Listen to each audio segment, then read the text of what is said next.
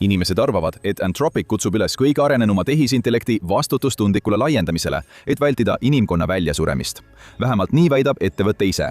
Kuid on olemas küünilisem ja strateegilisem vaatenurk. Globaalne pidurdamine ei aeglustaks ainult tehisintellekti arengut. See aeglustaks ka turgu, kinnistades tänased liidrid. See muudaks avatud lähtekoodiga konkurentidel raskemaks jõuda Anthropicu tasemele.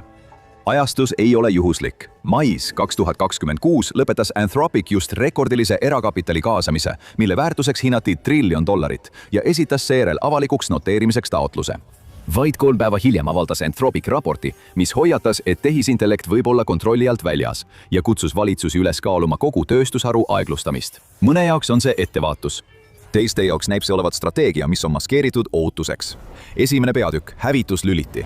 Kogu tehisintellekti tööstuse vapustamiseks kulus vaid nädal.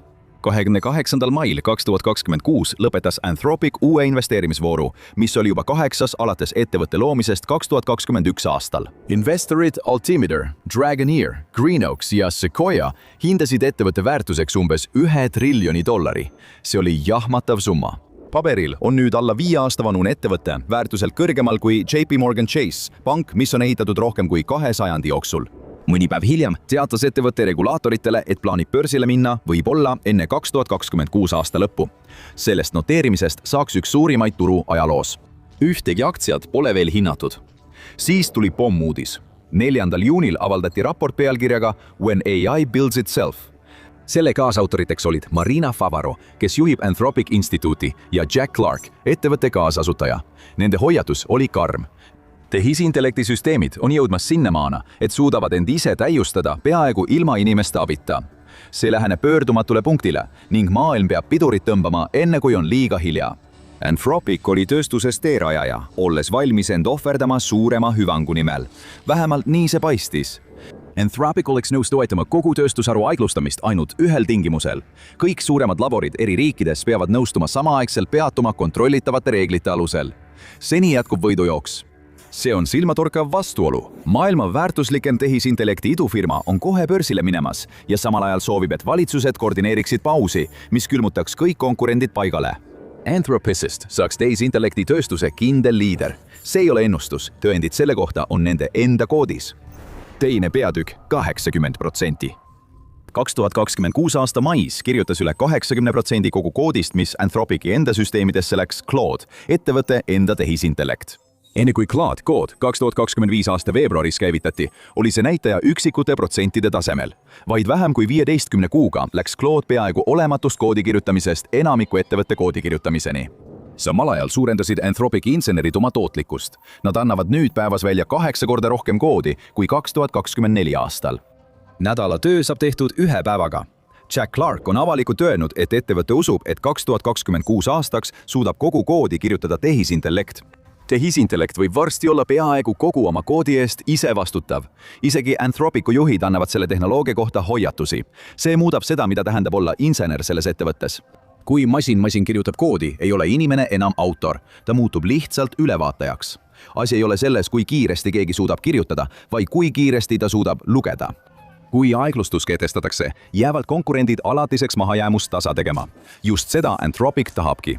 Aga kõigepealt tahame tänada tänase video sponsorit Incognit. Kas oled kunagi oma nime internetist otsinud ja leidnud palju rohkem kui ootasid? Sinu kodune aadress, telefoninumber, e-posti aadress ja isegi teave sinu sugulaste kohta võib sattuda inimeste otsingusaitidele ja andmevahendajate andmebaasidesse. Ja kui see teave on kord juba avalik, saab seda kasutada õngitsuspettusteks, identiteedivarguseks, ahistamiseks või millekski veel hullemaks. Sellepärast otsustasin proovida Incognit. Alustamine oli lihtne. Lõin oma konto, valisin, kelle isikuandmeid soovin eemaldada ja andsin Incognile loa minu nimel tegutseda. Sealt edasi võtab Incogni sinu eest ühendust andmevahendajatega, saadab eemaldamistaotlusi, tegeleb vastuväidetega ja hoiab sind kogu protsessi vältel kursis. Mulle meeldib eriti juhtpaneel, sest see muudab kogu protsessi reaalsemaks. Sa näed tegelikult, kuidas taotlused välja saadetakse ja saad jälgida nende edenemist aja jooksul. Ja pärast rohkem kui nädalat on palju lihtsam näha, kui palju tööd Incogni sinu eest taustal teeb. See tundub praegu eriti oluline, sest suured andmelekked paljastavad pidevalt isiklikku teavet ja neid andmeid saab kasutada selleks, et petukirjad, kõned ja sõnumid tunduksid palju usutavamad. Ma sain hiljuti ühe neist sõnumitest, kus öeldi, et pakki ei saanud kohale toimetada ja ma pean selle lahendamiseks lingile klõpsama.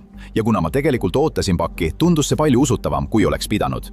Isegi ühe profiili allesjätmine võib tekitada tõsiseid riske. Incognil on nüüd ka uus kohandatud eemaldamise funktsioon piiramatul ja perepiiramatul paketil. Nii et kui leiad oma andmed mõned konkreetselt isikute otsingu saidilt või mõnelt muult veebilehelt, saad selle ära märkida ja üks Incogni privaatsusagentidest hoolitseb ülejäänu eest sinu eest. Mine aadressile incogni.com/TIS ja kasuta koodi TIS, et saada eksklusiivne 60% allahindlus.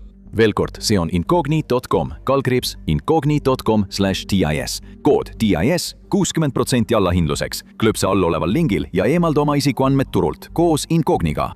3. peatükk. Tsükkel. Alates tehisintellekti kasutuselevõtust on selle rakendamisega seotud olnud mitmeid muresid.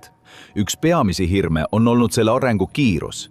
Sõltumatu uurimisrühm Meter mõõdab, kas ja millal tehisintellekti süsteemid võivad muutuda ühiskonnale ohuks. Ühes uuringus esitasid nad lihtsa küsimuse. Kui kaua suudab tehisintellekt iseseisvalt ülesannet täita, enne kui ta eksib? Nad testisid mitmeid tipptasemel mudeleid alates 2019. aastast ja avastasid mustri. Mudelid suutsid järjest pikemaid ülesandeid täita, kusjuures nende võimekus kahekordistus umbes iga 7 kuu tagant. See suundumus kestis 6 aastat järjest ja siis kiirenes veelgi. Meteri uuem hinnang seab alates 2023 aastast kahekordistumise ajaks umbes 4 kuud. AI Digest vaatas samuti andmeid ja pakkus, et kui tempo jätkub, suudavad tehisintellekti agendid 2027. aastaks täita kuu aega kestva ülesande. Ja piirangut pole. Paar aastat tagasi suutsid need süsteemid vaevu toime tulla mõneminutiliste ülesannetega. Nüüd suudavad nad hoida tööjärge, mis võtab iniminseneridelt terve päeva. Kui see tempo püsib, nihkub ajaskaala päevadelt nädalatele ja siis kuudele.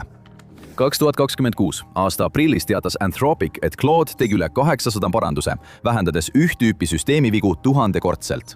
Inimesest meeskonnal võiks sellise asja lahendamiseks kuluda aastaid. Mudel tegi selle ära 1 kuuga.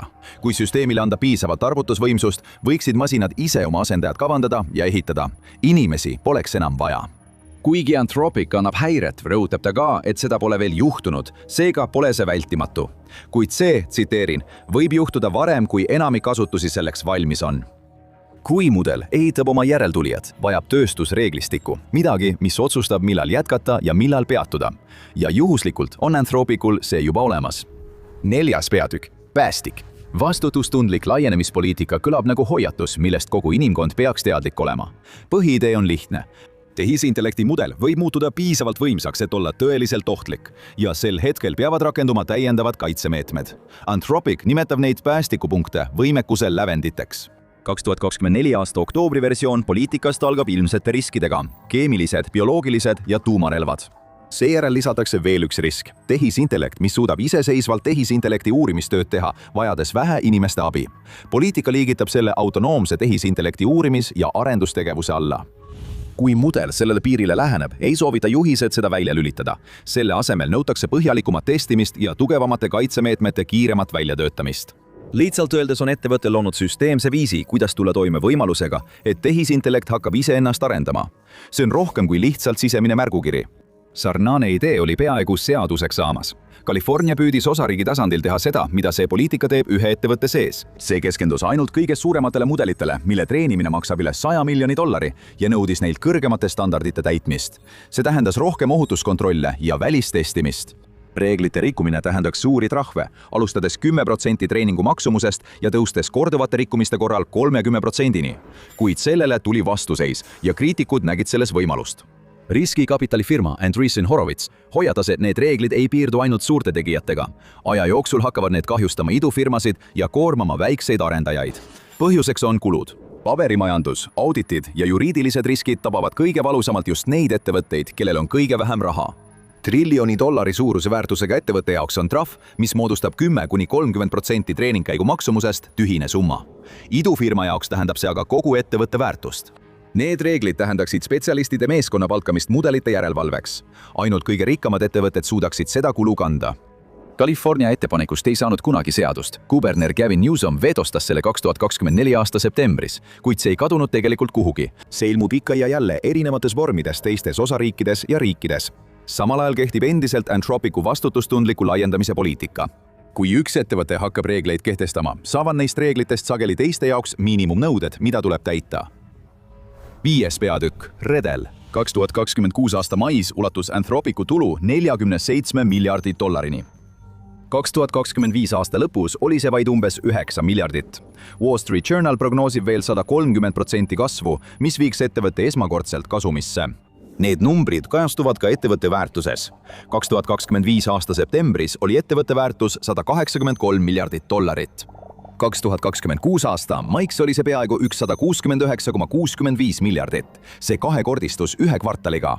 See asetab ettevõtte samasse kategooriasse nagu Tesla, mis jõudis $1,5 triljoni väärtuseni 16 aastaga. Anthropic teenis oma esimese $1 vähem kui 3 aastat tagasi ja sellest ajast alates on selle tulud igal aastal rohkem kui 10-kordistunud.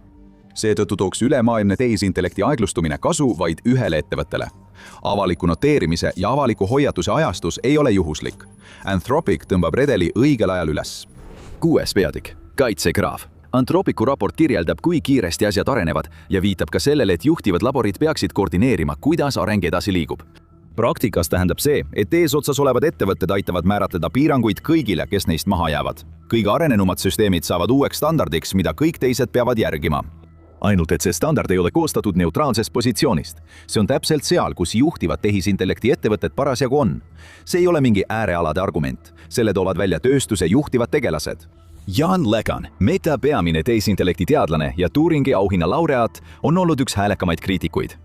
Ta on mures, et ettevõtted liialdavad tehisintellekti riskidega viisil, mis sunnib regulaatoreid piirama teatud mudeleid.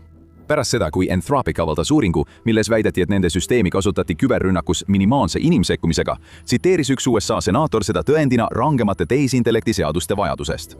LeCun vastas teravalt, öeldes, et kriitikuid kasutatakse ära ja hoiatas, et hirmul põhinevad väited võivad viia regulatsioonideni, mis tõrjuvad väiksemad tegijad turult välja. David Sachs, tehisintellekti investor Washingtonis, on teinud sarnase märkuse, süüdistades Anthropicut selles, et nad kasutavad riskihirmu enda kasuks regulatsioonide kujundamiseks. Kui regulatsioonid vastavad suuremate ettevõtete nägemusele, peavad kõik teised püüdma järele jõuda standardile, mille loomisel nad ise ei osalenud. Tippteaduslabor võib toetada piiranguid, millest ta ise juba suudab kinni pidada. Väiksemad laborid ja iseseisvad teadlased ei suuda seda, kuid asi pole nii lihtne. Anthropic ise tunnistab, et tõeline ülemaailmne paus nõuaks, et USA, Hiina ja teised suuremad tehisintellekti riigid seda ühiselt jõustaksid. See on nõudmine, mida ei pruugita kunagi täita. Kuid seni ei pea midagi seisma jääma. Nii jõuamegi olukorrani, kus ühel pool kutsutakse üles ettevaatlikkusele ja teisel pool jätkatakse kiirendamist. Mõlemad eksisteerivad samaaegselt, ilma et nad üksteist lahendaksid. 7. peatükk. Vastupanu. Mitte kõik ei usu pausi vajalikkusesse ja kõige valjemad vastuväited tulevad ühest tööstusharu nurgast, avatud lähtekoodiga kogukonnast. Aastaid on Meta avaldanud oma kõige võimekamaid mudeleid tasuta, et igaüks saaks need alla laadida ja kasutada. Nende Llama-mudeleid on alla laaditud 100 miljoneid kordi ning mõned ettevõtted ehitavad nüüd oma tooted otse nende peale. See ongi see versioon, mida tehisintellekti avatud lähtekoodiga pooldajad toetavad. Mudelid, mis ei ole tasulise seina taga lukus, vaid on kõigile kasutamiseks ja muutmiseks saadaval. Paus tundub vähem kaitsemeetmena ja rohkem majandussõjana. Jan LeCun tahab vastupidist. Ta ütleb, et tehisintellekti uurimistöö reguleerimine ise, mitte konkreetsete kahjulike kasutusviiside reguleerimine, on äärmiselt vastupidise efektiga. Ta väidab, et see põhineb valedel arusaamadel tehisintellekti võimalike ohtude kohta. Tema sügava mure on see, mis juhtub avatud lähtekoodiga tehisintellektiga. Ohu piirmäära seadmine või ligipääsu piiramine andmetele muudab avatud mudeli avaldamise keerulisemaks. Seega pole vastuseis ainult õiguses tarkvara tasuta jagada, vaid ka selle takistamisest, et kahe grupi vahel ei tekiks müüri. Nende väheste ettevõtete, kes suudavad uue kiirusega töötada ja kõigi teiste vahel, kes seda ei suuda. Kui midagi sellist on kord juba ülemaailmsetesse reeglitesse kirjutatud, siis tavaliselt seda enam tagasi ei võeta. 8. peatükk. Šokilaine. Seni on see kõik käinud Anthropicu koodi kohta, kuid asi on palju suurem. See mõjutab lõpuks kõiki ja nende palka. Anthropic on juba tunnistanud, et insenerid ei kirjuta enamust nende koodist. Nad vaatavad selle üle ja kui see saab tööstusharu standardiks, kukub inimtööjõud kokku. Esimese töökohad, mis seda tunnevad, on redeli alumises otsas. Nooremate programmeerijate töö on alati põhinenud mahul ja ühe koodibloki lisamise hind on langenud peaaegu nullini.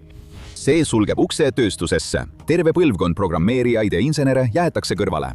Stanfordi digitaalse majanduse labor jälgis tegelike tööandmete andmeid kuni 2025 aastani ja tõendid on murettekitavad. 22-25 aastaste programmeerijate töökohtade arv langes peaaegu 20% alates 2022 aasta lõpust. Üle 30-aastaste samadel ametikohtadel töötavate inimeste arv kasvas. Algpositsioone kärbitakse, see toimub kogu tööstuses. Salesforce peatas nooremspetsialistide värbamise aastaks. Google ja Meta palkasid umbes poole vähem uusi lõpetajaid kui 2021 aastal. Ainuüksi 2026 aasta esimestel kuudel ületas tehnoloogiasektori koondamiste koguarv 140 000 piiri. See tempo on umbes 40% kiirem kui samal perioodil 2025 aastal. Üha rohkem ettevõtteid nimetab selle põhjuseks tehisintellekti. Paus või aeglustumine ei saa enam toimunut tagasi pöörata. Isegi kui kõik suuremad tehisintellekti ettevõtted lõpetaksid homme uute mudelite arendamise, on tööriistad juba olemas. Claude kirjutakse endiselt koodi. Tehisintellekti agendid töötaksid endiselt tuhandetes ettevõtetes. See on oluline, sest majanduslikud mõjud on juba avaldumas. Küsimus ei ole enam selles, kas tehisintellekt jõuab töökohale, sest see on juba kohal. Küsimus on selles, kui kaugele saab praeguse põlvkonna süsteemid minna, enne kui järgmine saabub. Tänaseid mudeleid ei saa enam olematuks teha. Need on siin, et jääda. 9. peatükk. Uus DNA. Pole võimalik eitada, et tehisintellekti jõudus on plahvatuslikult kasvanud. Tehisintellekti süsteemid võtavad ette pikemaid ja keerulisemaid ülesandeid. Samal ajal annab Anthropic oma programmeerimisülesanded üle Claude'ile, taandades inimese rolli pelgalt ülevaatajaks. Isegi kui suurimad laborid lepivad kokku, et nad ei koolita enam suuremaid mudeleid, töötavad olemasolevad süsteemid edasi. Need kirjutavad jätkuvalt koodi ja aitavad luua järgmise põlvkonna tööriistu. See teebki kogu selle arutelu nii kummaliseks. Ettevõte, kes kutsub üles ettevaatlikkusele, näitab samal ajal, kui kiiresti tehnoloogia areneb. Sama uurimistöö, mis lööb häirekella, mõõdab ka kiirenemist. Võib-olla jõutakse ülemaailmsele kokkuleppele, võib-olla mitte. Igal juhul ehitab tehisintellekt juba järgmist tehisintellekti põlvkonda. Tulevik, mille üle inimesed vaidlevad, ei ole kusagil ees ootamas. See on juba siin. Tehisintellekti probleem muutub iga päevaga suuremaks ning muretsejateks pole ainult tavainimesed. Silicon Valley koridorides hakkab surve juba tunda andma. Uuri välja, mis toimub ja miks tehisintellekti teadlased lahkuvad ning paanikas on. Või vaata seda.